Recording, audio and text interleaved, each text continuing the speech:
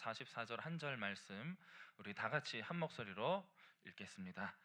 너희는 너희 아비 마귀에게서 났으니 너희 아비의 욕심대로 너희도 행하고자 하느니라. 그는 처음부터 살인한 자요 진리가 그 속에 없으므로 진리에 서지 못하고 거짓을 말할 때마다 제 것으로 말하나니 이는 그가 거짓말쟁이요 거짓의 아비가 되었음이라. 아멘.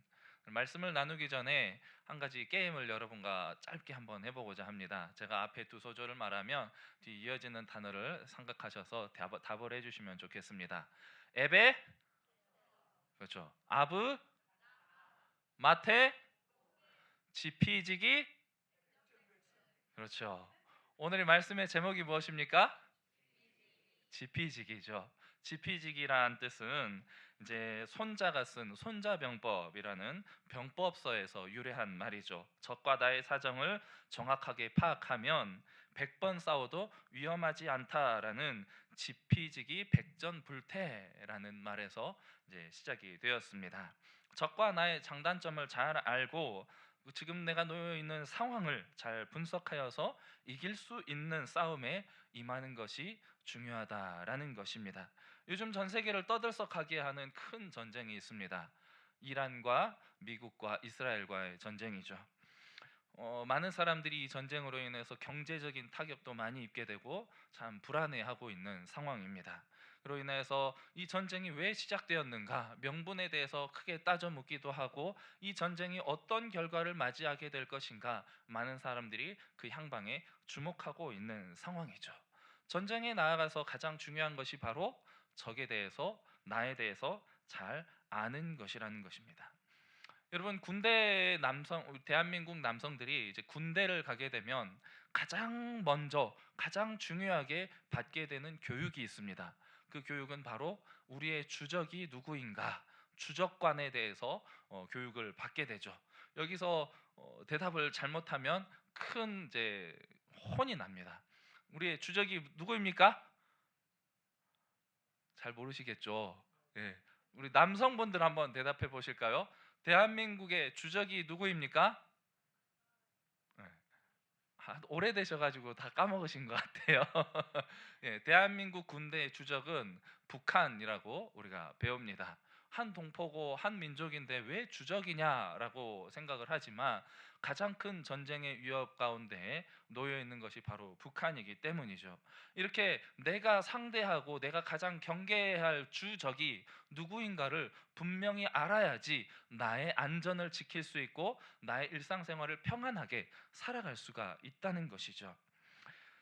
여러분, 우리는 하나님의 자녀로서 하나님의 영적인 군사로 부름받은 자들입니다. 그렇다면 우리의 주적은 누구입니까? 그렇죠.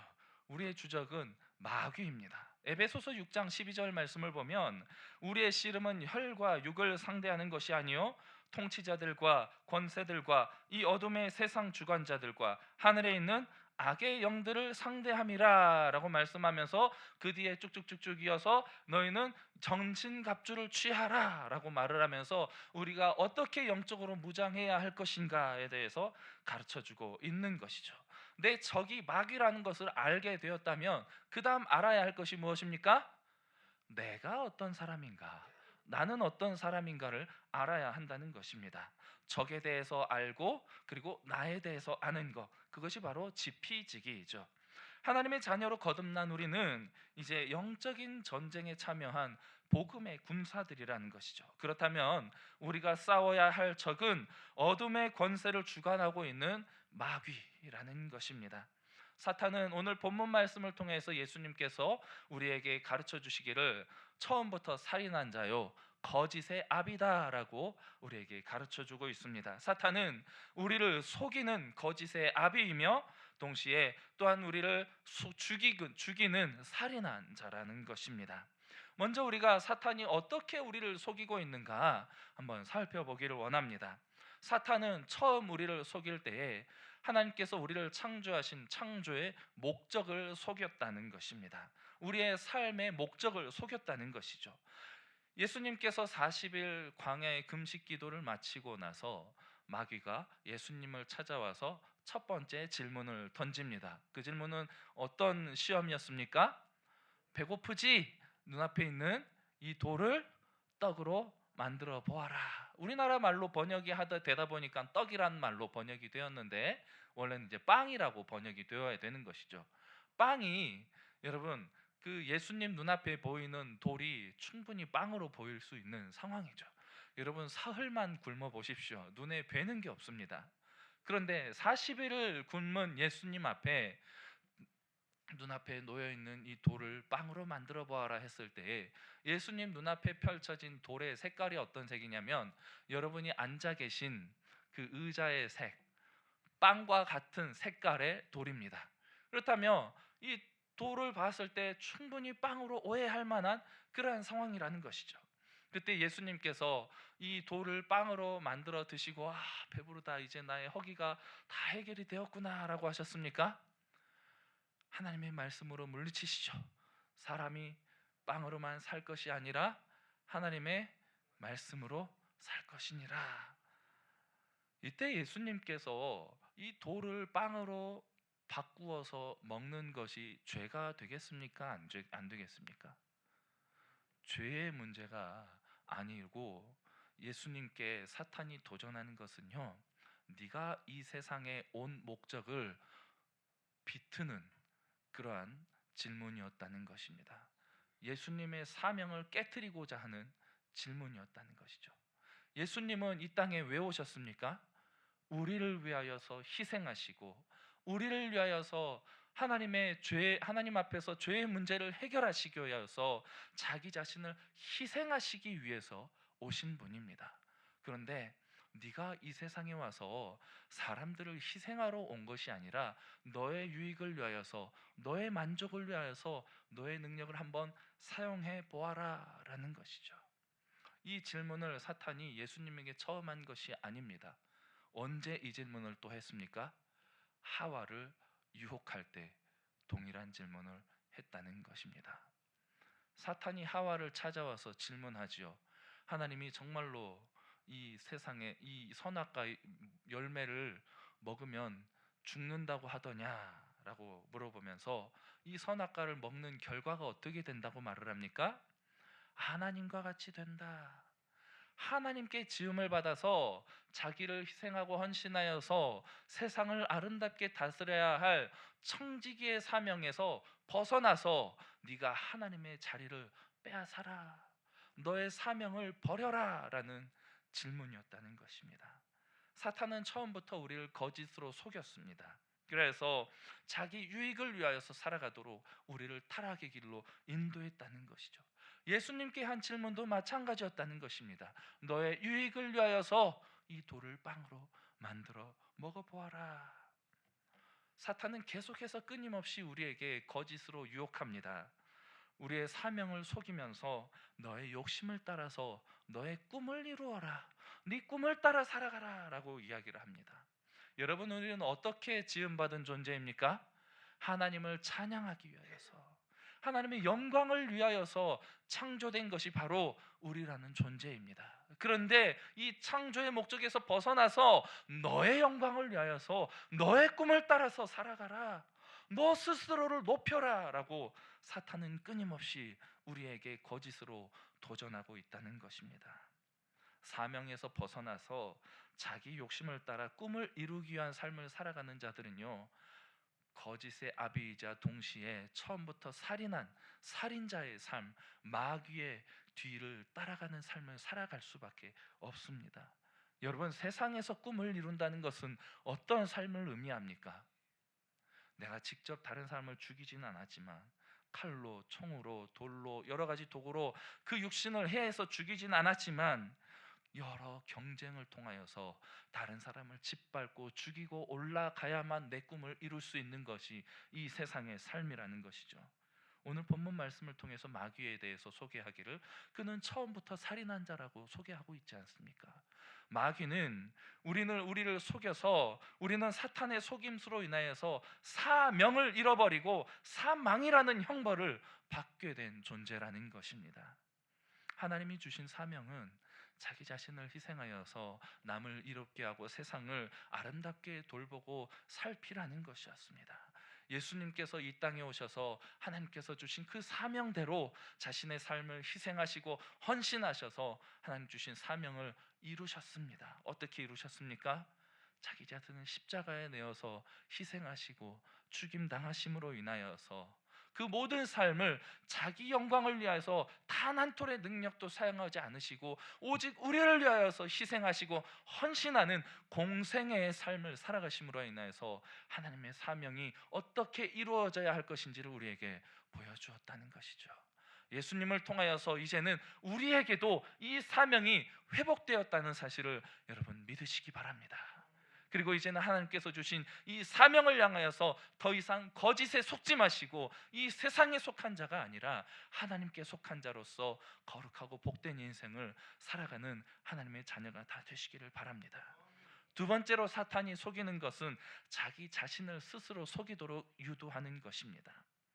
하와가 사탄에게 거짓말을 듣고 나서 정말로 이 열매를 먹으면 죽게 된다고 하더냐라고 질문을 받게 되었을 때 하와가 가장 먼저 한 일이 무엇입니까?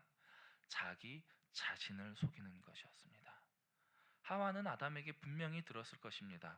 이 선악과를 먹으면 반드시 정령 죽으리라, 반드시 죽게 된다는 사실을 분명히 알고 있었습니다.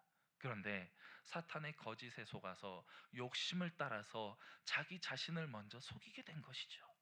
그리하여서 다시 선악과를 바라보게 되자 어떠한 마음이 됩니까? 그 마음이 바뀌고 바라보는 시선이 바뀌게 되죠. 보암직도 하고 먹음직도 하고 지혜롭게 할 만큼 탐스러운 나무로 바뀐 거예요. 선악과의 본질이 바뀐 것이 아니라 그것을 바라보는 내 자신이 바뀌게 된 것입니다. 사기꾼들이 사기를 칠 때 가장 먼저 하는 작업이 무엇인 줄 아십니까? 자기를 속이는 거예요. 내가 먼저 내 거짓말에 속아야 되는 거예요. 내가 먼저 내 거짓말을, 내가 남을 속이고자 하는 이 거짓말을 참으로 믿는 거예요. 이것이 진짜다, 이것이 진짜다, 진짜다. 자기 자신을 속이고 자기 최면을 거는 것입니다. 자기를 속이고 선악과를 바라보니 어떻게 됩니까? 자기도 모르게 손이 뻗어지는 것이죠. 그리고 그 열매를, 달콤한 열매를 따먹고 나 혼자만 죽는 것이 아니라 내 남편에게도 함께 주어서 먹게 만들게 되는 것입니다. 사탄이 예수님을 찾아와서 또 두 번째 질문을 하죠. 네가 정말 하나님의 아들이거든 이 높은 성전에서 뛰어내려 보아라. 너를 증명해 보아라. 그러면 많은 사람들이 너를 인정하게 될 것 아니냐, 너의 영광을 찬양하고 너를 높이게 될 것 아니냐라고 스스로를 속이게끔 만드는 것이죠. 예수님은 얼마든지 충분한 능력이 있는 분이시지만 그 능력이 마치 다른 데 얼마든지 쓰여서 남을 속여서 자기를 높일 수 있는 도구로 쓰임 받을 수 있을 것처럼 예수님을 그 높은 성전으로 데리고 올라가는 것입니다. 여러분, 사탄은 늘 우리에게 착각하게끔 만듭니다. 어떤 착각입니까? 너는 의로운 사람이야. 너는 회개할 필요가 없는 사람이야. 너는 착한 사람이야. 너는 참 괜찮은 사람이야. 너는 할 수 있어. 네가 할 수 있어. 너는 의인이기 때문에 회개할 필요 없어. 다른 사람에게 용서를 구할 필요 없어. 하나님께 용서를 구할 필요 없어. 사탄은 우리에게 속인다는 것입니다. 너무나 많은 사람들이 사탄의 이 거짓말에 속여서 자기 의에 빠져서 하나님 앞에 나오기를 주저하고 두려워하고 있습니다. 하나님을 배척하고 멀리하고 있는 것이죠. 그리고 나는 할 수 있다는 자기 능력에, 자기 과신에 빠져서 하나님을 의지하지 못하도록 만들고 있다는 것입니다.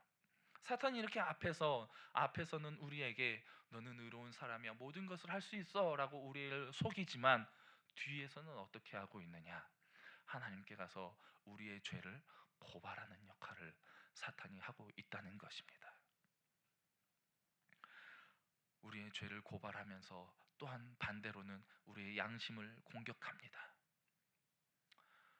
여러분, 우리는 구원의 확신을 가지고 살아가야 하는 하나님의 백성인 줄 믿습니다. 여러분 모두 구원의 확신이 있으십니까? 지금 당장 죽어도 천국 갈 자신이 있습니까? 그런데 가끔씩 구원의 확신이 흔들릴 때가 있으시죠? 나 정말 지금 죽으면 천국 갈 수 있을까? 어제 부부싸움 한판 했는데, 자녀들 혼냈는데, 내 이웃과 한번 싸웠는데, 오늘 말씀 좀 못 봤는데, 요새 한 몇 주간 기도도 잘 못했는데, 여러 가지 상황으로 인하여서 구원의 확신이 흔들릴 때가 있지 않습니까? 사탄이 이것들을 가지고 우리를 공격하고 있다는 것입니다. 여러분, 구원의 확신이라는 것은요, 내 삶에 의해서 좌지우지 되는 것이 아닙니다. 구원은 어떻게 받는 것입니까? 예수를 믿음으로 구원받는 것이죠. 우리는 우리의 행위를 따라서 구원받는 것이 아니라 예수님을 믿는 믿음으로 우리는 구원받는다는 거예요.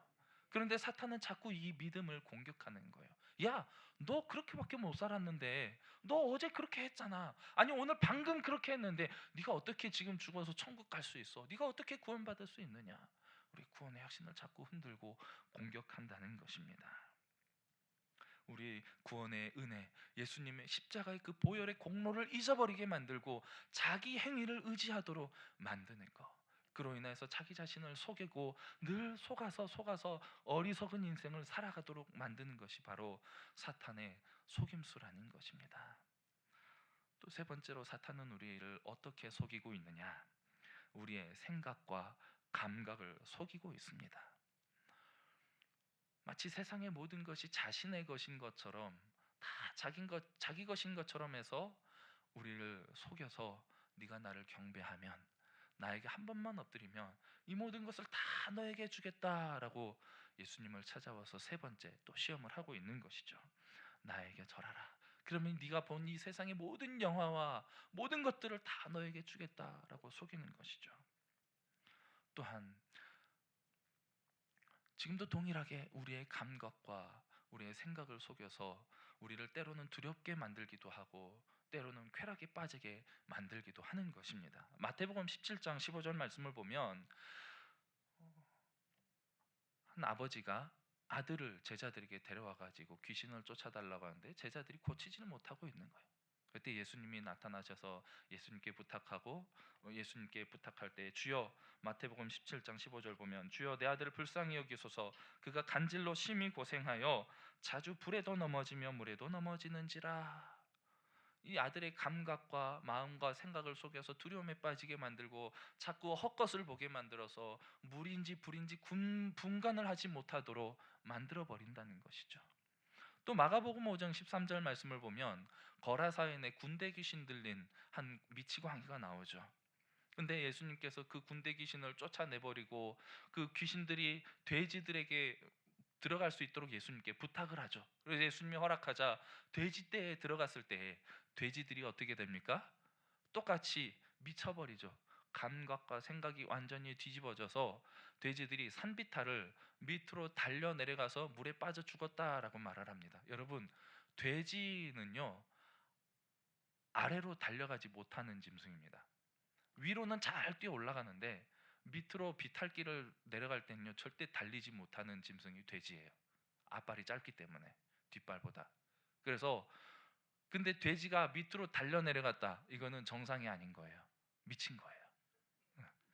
돼지가 귀신이 들리니까 미쳐서 자기 본능을 거스르는 거예요. 자기 본성을 거슬러서 절대 하지 못할 행위들을 하게 만드는 것이라는 거죠. 사탄은 늘 우리를 이렇게 모든 감각과 생각을 속여서 우리가 하지 못할 짓을 하게 만들고 정말 위험한 일들을 하게 만든다는 거예요. 때로는 환각이 들리게 보이게 만들고 환청이 들리게 만들고 여러 가지 마음의 질병을 주어서 우울증에 걸리게 하고 또 심지어는 자살까지 하게끔 만드는 여러 정신적인 공격들을 끊임없이 우리에게 하고 있다는 것입니다. 여러분, 귀신 본 적 있으십니까? 많은 분들이 어렸을 때부터 막 귀신을 보신 분들이 많은 것 같아요. 못 보신 분들은 서운해하지 마시기 바랍니다. 귀신은 안 보는 게 복인 줄 믿으시기 바랍니다. 근데 많은 분들이 귀신에 대해서 오해하시는 분들이 계시는 것 같아요. 여러분, 조상 귀신이 있습니까? 없습니까? 네, 조상 귀신은 없습니다. 많은 사람들이 유교적인 문화 속에서 우리 조상을 섬기는 그런 문화 속에서 살다 보니까 귀신이, 우리 사람이 죽어서 그 영혼이 세상에 남아서 귀신이 되어서 조상 귀신으로 우리를 괴롭히고 또 우리에게 막 도움을 주기도 하고 이런 이야기들을 많이 하시는데, 사람의 영혼은요, 죽으면 천국 아니면 지옥으로 바로 이동을 합니다. 이 세상에 남는 영혼은 절대 없습니다. 근데 왜 귀신이 이렇게 가장에서 누구의 조상이라고, 누구의 가족이라고, 누구의 친척이라고 이렇게 우리에게 보여지느냐? 과거에 한 20년, 30년, 30여 년 전에 대한민국을 떠들썩하게 했던 귀신 축기의 대가가 한 사람이 있었습니다. 이초석 목사라는 분이죠. 분이라고 하기는 좀 애매하지만, 아무튼 그 분이 귀신을 쫓아낼 때 항상 질문을 했어요. 너 누구야? 그러면은 나 누구야? 라고 대답을 하는데 대부분 그의 가족이나 조상들이었다고 이렇게 대답을 하는 거예요. 그게 대한민국에 아주 큰 뿌리를 내리게 되었죠. 여러분, 근데 귀신은요, 사탄의 영이고, 사탄이 이 조상이라는 그림자 뒤에 숨어서 자기 정체를 가리는 거예요. 그래서 자기 사탄을 바라보지 못하고 사람의 영혼이라고 착각하게 만들어서 자기 정체를 숨기는 도구로 사용할 뿐이라는 거죠. 여러분, 그래서 귀신은요, 나라마다, 동네마다, 문화마다 생긴 게 다 달라요. 한국 귀신 다르고 일본 귀신 다르고 중국 귀신 다릅니다. 미국 귀신 다르고 영국 귀신 다 달라요. 왜 이런 다른 모습으로 나타나느냐?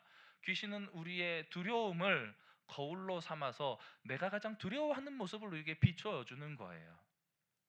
그래서 귀신은 우리의 두려움의 거울이라고 표현을 하기도 합니다.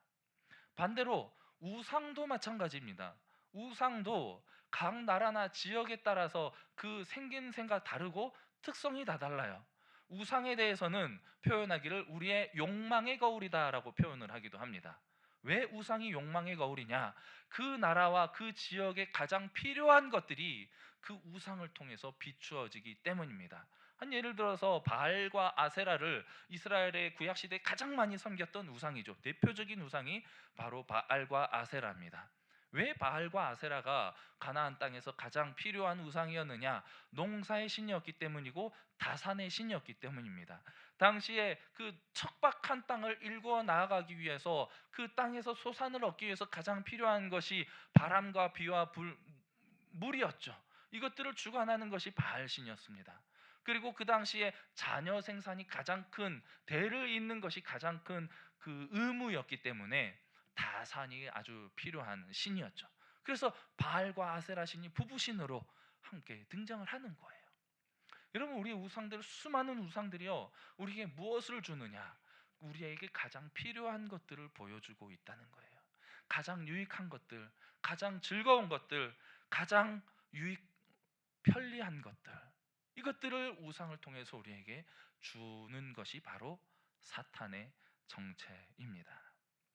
또 한편으로 사탄은 우리에게 영적인 일을 생각하지 못하도록 만들고 있습니다. 계속해서 육신의 일만 생각하면서 육체에만, 세상의 문제에만 집중하도록 만드는 것이죠. 그래서 영적인 세계를 아예 가려버리는 것입니다. 영혼은 없다, 영의 세계는 없다, 너희는 모든 것이 화학적인 작용이고 육체적인 어떤 과학적인 논리로 증명돼야지, 논리로 증명되지 않고 과학적으로 증명되지 않는 것은 다 거짓이고 허구다 라고 말을 하면서 우리를 속이고 있다는 것이죠. 그러면서 영적으로 발생하게 되는 모든 아픔들과 괴로움들, 또 심지어 정신적인, 육체적인 질병들, 영적으로 해결해야 될 부분들이 분명히 있습니다. 그런데 모든 것을 다 병리학으로 치부해버리면서 이것은 그냥 단순히 질병일 뿐이지 귀신의 역사, 사탄의 역사 이런 게 전혀 아니다 라고 우리를 속이고 자기 육체의 문제에만 집중하도록 만드는 것이죠. 세상은 육체에서 시작해서 육체에서 끝나는 곳이다, 영적인 세계는 없다. 또 한편으로는 죽음을 생각하지 못하도록 만듭니다.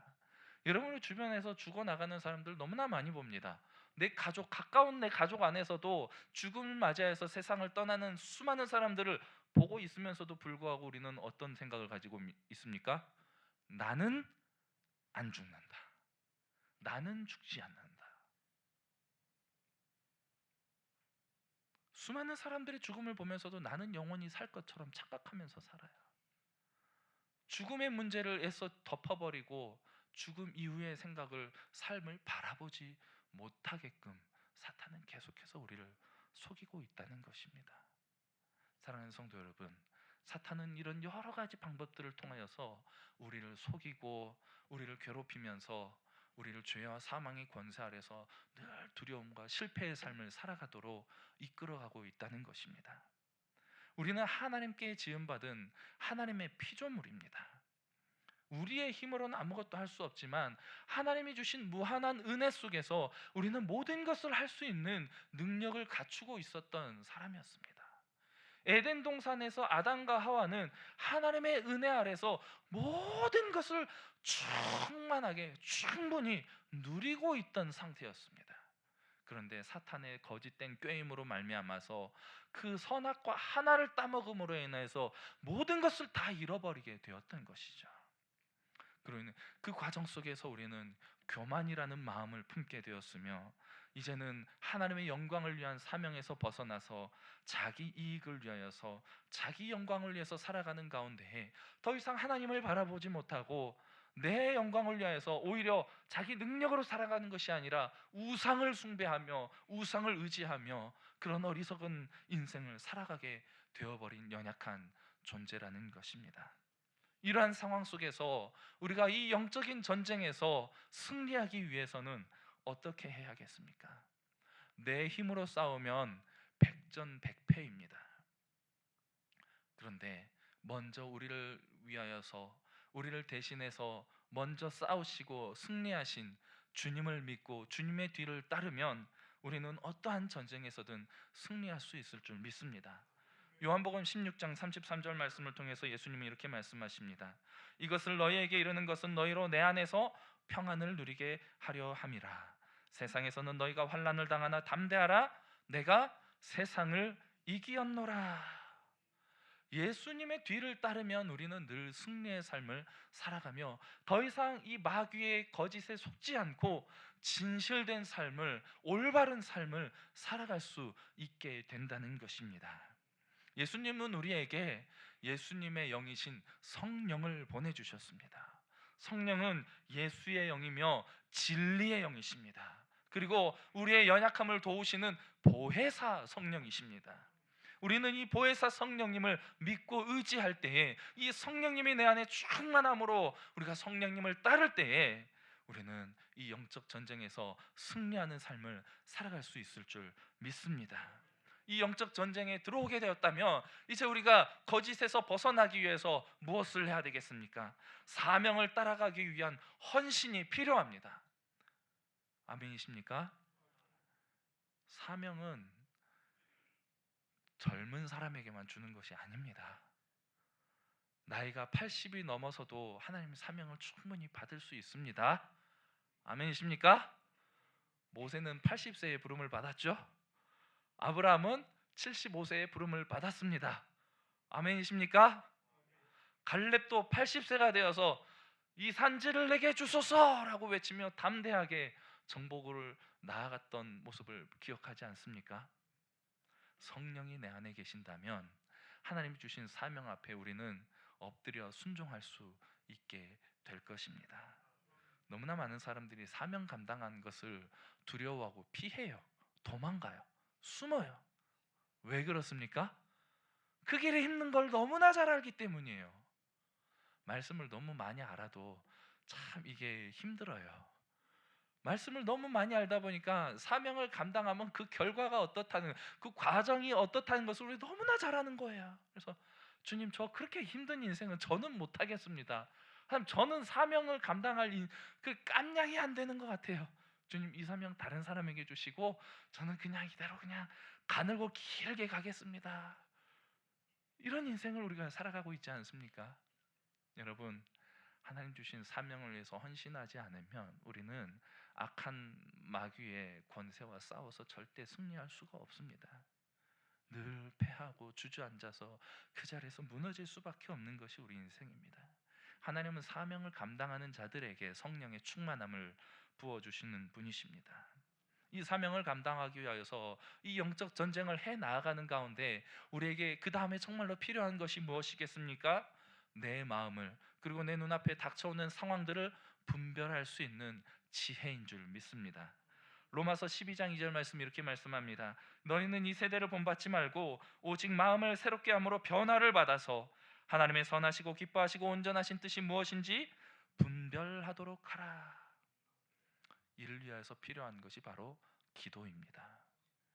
여러분, 기도는요, 내 안에 어떤 에너지를 막 충전하는 게 아니에요. 성령 충만은요, 성령을 에너지로, 어떤 능력으로 착각하시는 분이 많은데, 성령은 하나님이시고 예수의 영이시고 하나님의 인격이십니다.